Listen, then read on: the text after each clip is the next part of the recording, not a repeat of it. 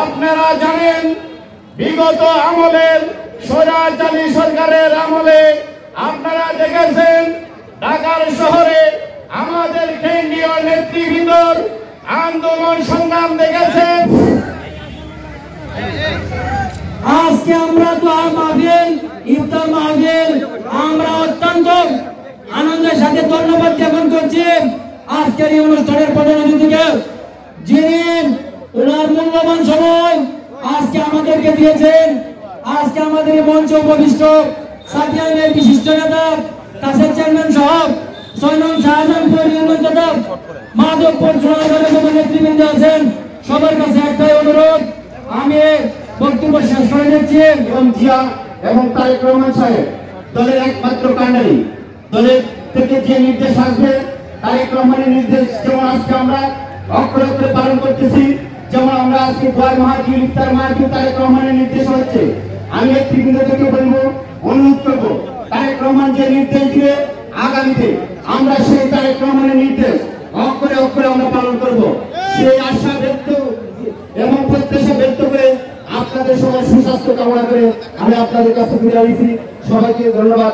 আসসালামু আলাইকুম ওয়া রাহমাতুল্লাহি ওয়া বারাকাতুহু।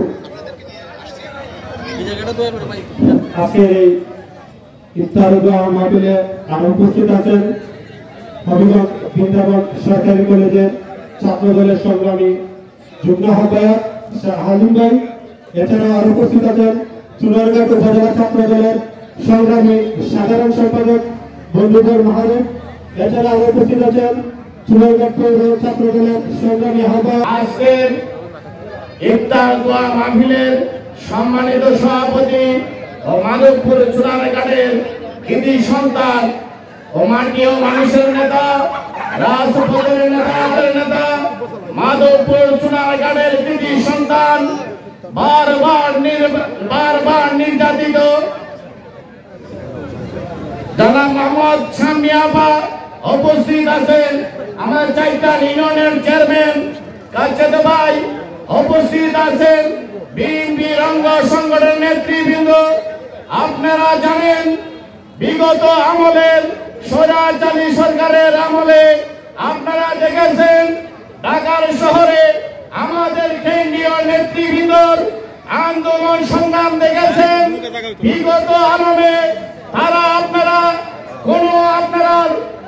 রাজমহলের চিন্তা করছে না, কোন পুলিশের বই বৃদ্ধির চিন্তা করছে না, কোন আপনার দলের নাকি আপনি বারবার শতাধিক মামলা গেছে, এরপর দলের দিকে এক পাও পিছায়